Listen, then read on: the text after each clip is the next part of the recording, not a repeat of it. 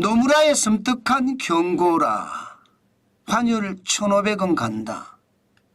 일반적으로 노무라 일본이죠. 예, 일본의 증권회사 뭐 투자은행 이렇게 생각하시면 아주 간단할 것 같습니다. 그런데 이 노무라는요.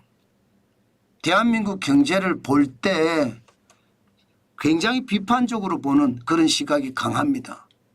그렇기 때문에 예, 이게 진짜로 1,500원이 가는 게 환율이 1,500원이 가는 것보다 1,500원이 간다고 보고서를 낼 정도로 시장을 좀 부정적으로 본다. 시장이 그만큼 어려워지고 있다.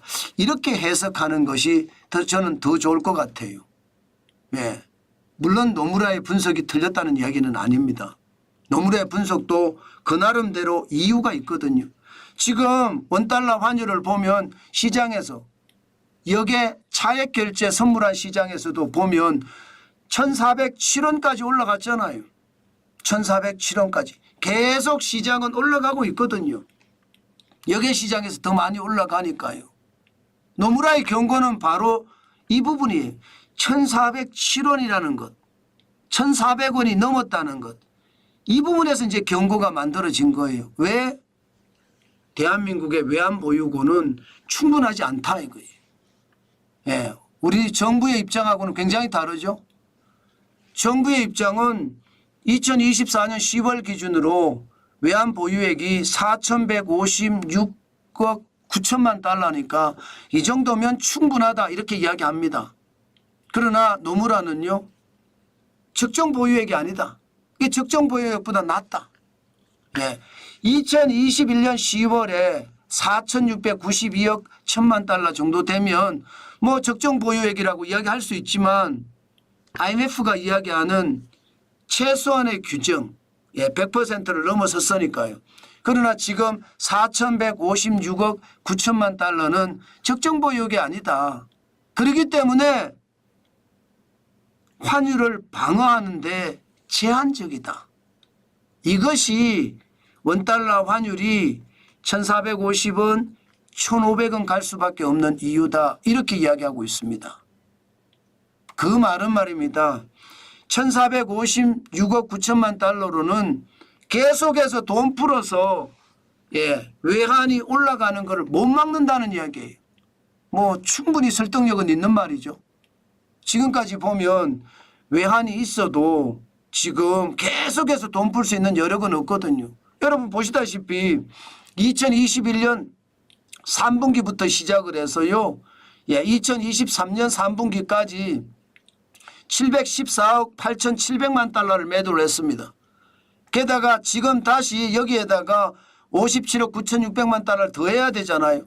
그러면 적어도 순매도액이 700 하고도요. 60억 달러, 70억 달러가 넘습니다. 그러면 2, 3년 안에 이렇게 100억 달러, 1,000억 달러 이렇게까지 계속 나간다는 거 하지 못하거든요. 그런데 문제는 시장을 들여다보니까 외환 가지고 계속해서 못 막는다 이렇게 보는 겁니다. 왜냐하면 지금 달러의 강세는 계속 이어지거든요. 이건 2024년 11월 13일 106.40입니다. 달러의 강세가 대단합니다. 달러 인덱스라는 것은 6개 통화 대비해서 달러의 가치를 나타내 주는데 100이 넘으면 강달러입니다. 6개 통화라는 게 유로와 엔화, 파운드와 캐나다 달러, 스웨덴의 크로나, 스위스의 프랑 이렇게 6가지거든요. 이렇게 6가지보다는 달러의 가치가 높다는 거예요. 그런데 이게 달러의 가치가 앞으로 계속 높아질 건가? 지금 시장에서는요. 계속 높아질 수밖에 없다고 생각을 합니다. 당장 모든 수입품에 10에서 20% 관세를 매기면 수입 물가가 올라가고 수입 물가가 올라가면 금리를 인상한다. 금리를 인상을 하면 달러는 더 강해진다. 감세도 마찬가지다. 제조업 법인세 21%에서 15%로 인하를 하면 그만큼 돈을 많이 푼다는 이야기가 아니냐. 불법 이민자 부분도 마찬가지다 이거예요. 트럼프 대통령이 취임 첫날이에요. 불법 이민자 대거 추방을 한다는데 그 추방하는 이민자가 100만 명 가까이 될 거라고 봅니다. 그럼 인건비가 올라가겠죠. 인건비가 올라가면 물가에 영향을 줍니다. 아무래도 불법 이민자들은 예, 인건비가 쌉니다. 그러나 불법 이민자가 아닌 사람들은 인건비가 비싸거든요. 불법 이민자를 예, 지금 추방을 하면 그만큼 인건비가 올라갈 수밖에 없거든요. 그러면 기본적으로 말입니다. 달러는 점점 더 강해진다는 이야기잖아요. 달러가 강해지면 강해질수록 지금 말입니다. 환율은 더 무너질 수밖에 없다는 게 지금 노무라의 이야기입니다. 여기에다가 중국이요. 중국은요, 여러분, 이대로 가잖아요. 이대로 가면 내년에 60%의 관세를 매길 거잖아요. 만약에 60%의 관세를 매기면 달러 위안 환율은 어떻게 될까요? 달러 위안 환율은요, 지금 적어도 말입니다. 적어도 7.6위안까지 치솟을 거라고 예상합니다. 7.6위안까지. 7.6위안까지 치솟으면 그만큼 말입니다. 예, 위안화의 가치가 떨어진다는 이야기잖아요. 위안화의 가치가 떨어지면 대한민국 원화의 가치는 같이 떨어집니다. 프록시 커런시라고 하잖아요. 프록시 커런시. 대리통화 내지는 대체통화. 위안화 가치가 떨어지면 원화 가치도 떨어지고 위안화 가치가 올라가면 원화 가치도 올라가고 이런 형태를 보이고 있거든요. 그런데 미국과 중국의 충돌이 충분히 그렇게 가져갈 수도 있다 이렇게 이야기합니다. 이것이 결국은요. 달러 원이 결국은 1,400원을 넘어서 1,450원, 1,500원까지 간다는 이야기입니다. 야, 저는 이런 분석을 볼 때마다 솔직히 좀 섬뜩섬뜩합니다.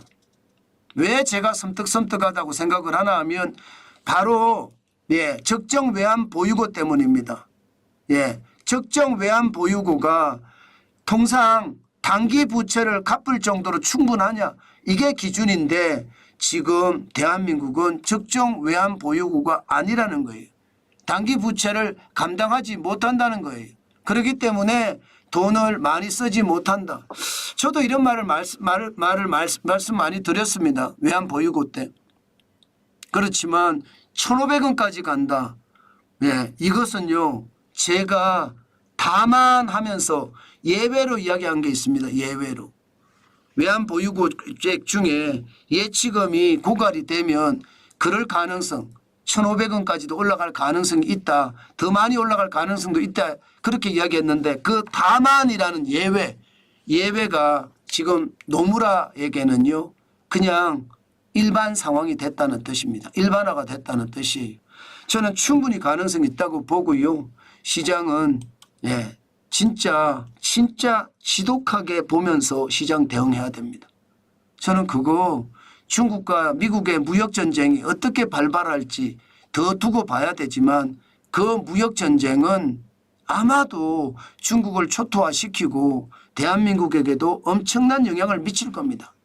그것까지 함께 보면서 시장을 대응해 나가는 게 좋겠다. 정환진 TV를 보시면 항상 그런 내용을 제가 방송해 드리겠습니다. 저와 함께 소통하고 그리고 집단 지성을 쌓으면서 공동으로 대응하는 방법 많이 찾아봤으면 좋겠다. 그 말씀 올리겠습니다.